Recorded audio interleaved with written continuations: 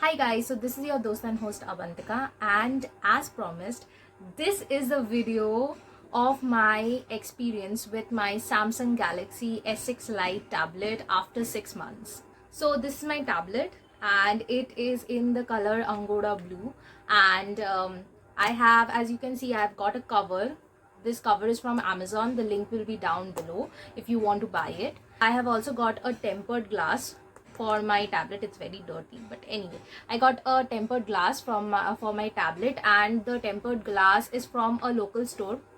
These two are the most asked questions on my previous video, so the link will be down in the description if you guys want to purchase it.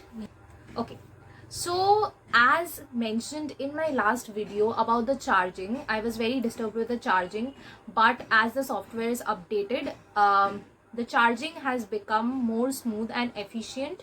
If you are streaming on YouTube or Netflix on this tablet continuously, then the charge will last up to 6 hours to 7 hours. If you are a student and you are reading PDFs or books on this tablet, then it can easily last up to 10 hours.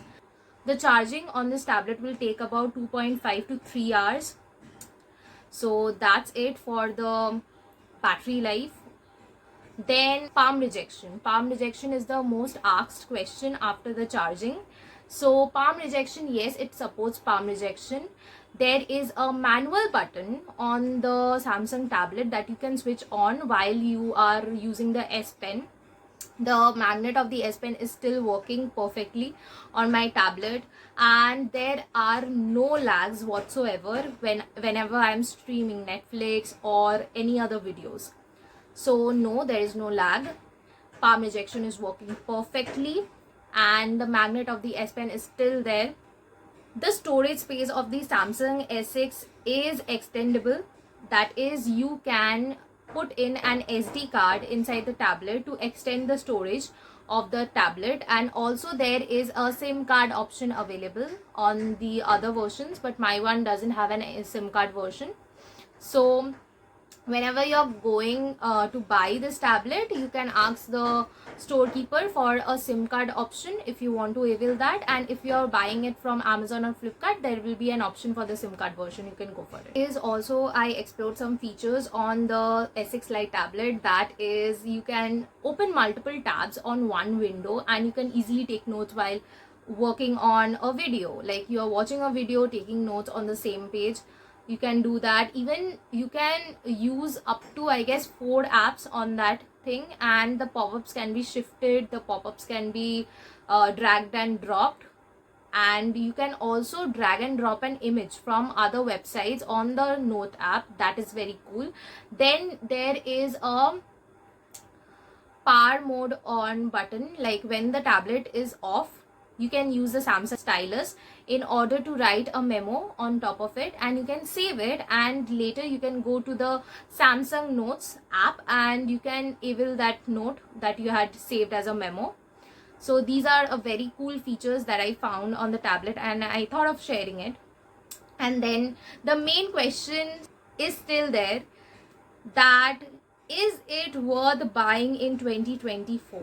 So there have been many tablets that are in the market right now, such as S9 tablet, A series. If you don't want a stylus, then you can go for the A series.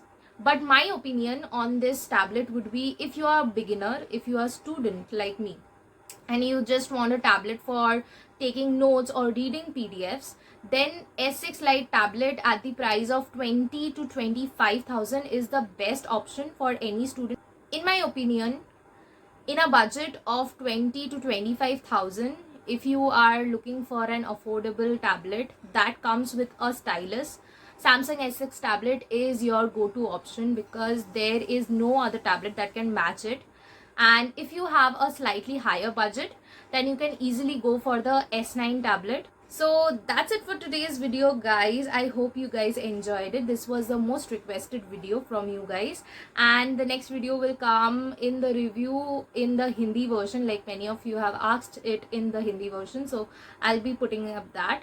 And many of you have also asked me to make videos on Samsung Notes. So I'll be making those also. So if you are interested in any of these further contents, then consider subscribing to the channel and also hit the like button if you watched till this part of the video. So this is Avantika signing off.